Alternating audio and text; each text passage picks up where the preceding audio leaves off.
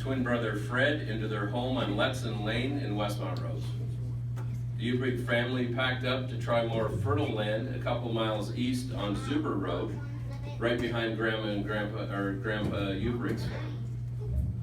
It was there that June, Fred, and big sister Thelma trudged 3 miles down winding roads to Victoria School on Crowsfoot Road, and it is 3 miles at least.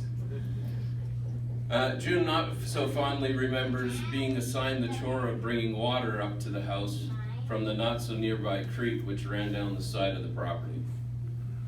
When the twins were 11 or 12 years old, the family moved again, this time to live with Ada's parents beside the Westmont Rose train station. And I was too young to remember it, but Dennis recalled that the train station was there, in fact, in Westmont Rose. Gone before I came into the picture. June recalls her grandmother always giving food to the hobos who rode the train looking for work. That was since the economy was just recovering from the Great Depression. June fondly remembers having cousins sleep over at the farm, and the kids would want to sleep out under the stars. But their parents were understandably concerned with this, considering Thelma was a notorious sleepwalker and the proximity of the railway tracks. The solution to Mom and Fred and the cousins was simple. They ended up tying Thelma to a pear tree in the yard, where she sat safe and sound. Life on the farm wasn't all work for the young Ubrick kids. They often took a jigger down the train tracks to the river for the day, keeping close watch to make sure no trains were coming. Laughs were had with some practical jokes played on the wandering hobos as well.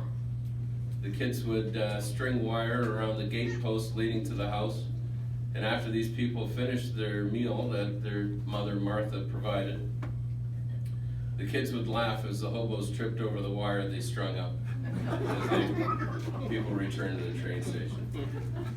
It's true. Don't you?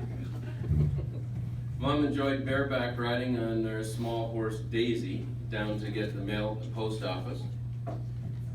A local boy, Daryl Steffler, on more than one occasion tried to ride that horse but was never successful, as Daisy always threw him off.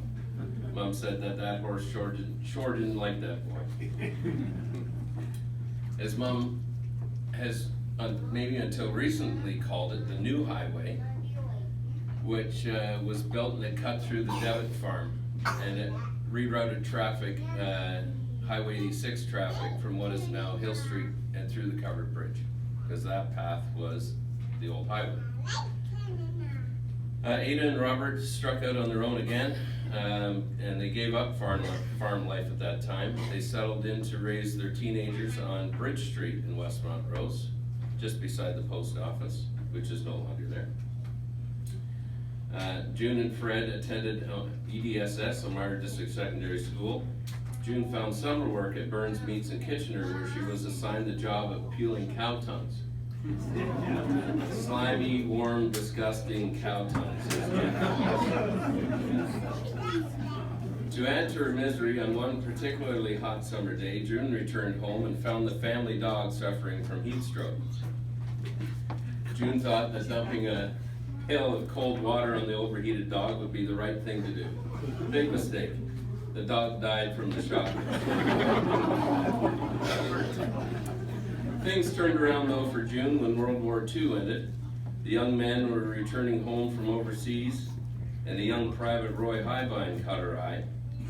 And in 1947 at the Westmont Rose United Church, the young couple were married. June and Roy settled in a home on Zuber's Corner and soon welcomed their daughter Linda into their lives. But then, the Highbine family would be barren of females for many decades, as Dennis started that long streak of Highbine boys. Can't put that in my pocket. Eyeing new property in Westmont Rose proper, June and Roy made the leap into home ownership, buying nearly an acre for the whopping sum of $170.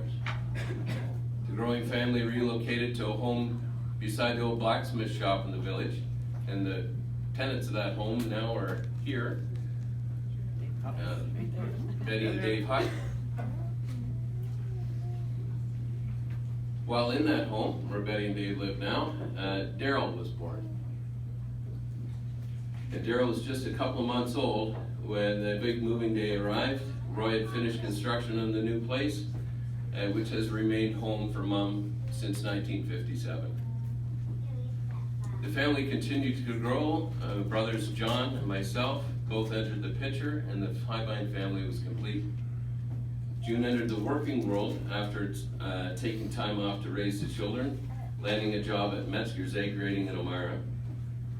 June and 5 coworkers found their golden egg as they held the winning ticket from their weekly lottery pool. June quit her job a short time later, and her and Roy made their way down to the Oldsmobile dealer to buy their first new car. They spoiled themselves and checked off many of the option boxes. Plans were made to expand the homestead, but Roy never got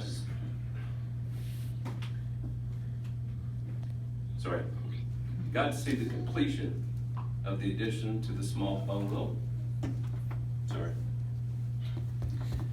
As he passed away suddenly in 1979.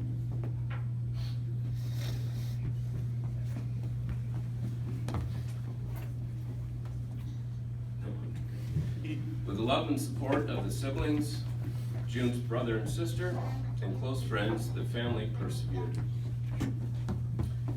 June re-entered the workforce, this time trying her hand at sales. First at a dress shop in St. Jacobs, then at the Robinson's department store in Conestoga Mall.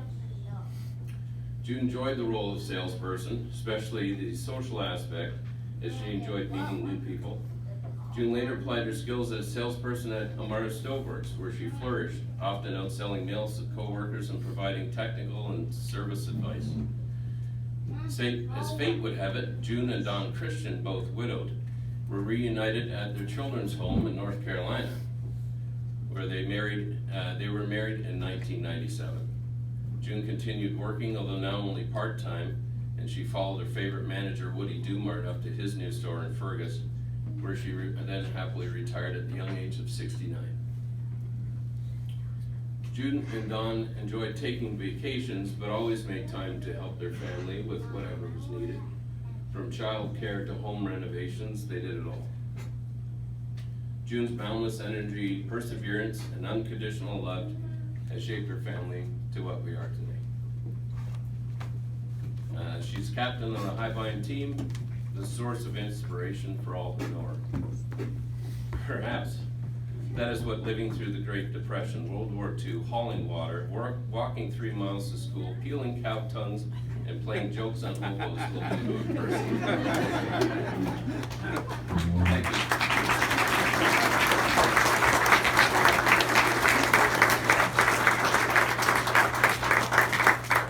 Mom, I know you are a woman of few words, but everyone else, we would just, my cousins had suggested that, so I helped. Well, thank you everyone for coming out today. There's a guest book at the front, so please sign.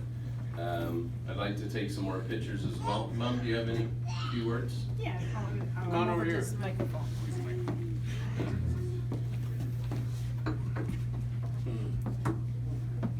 I want to thank my family for what they've done, and they're very supportive, and I didn't agree with what they're doing, but anyway, they're very special. And thanks everyone for coming, and love you all. Very supportive for me. Thanks.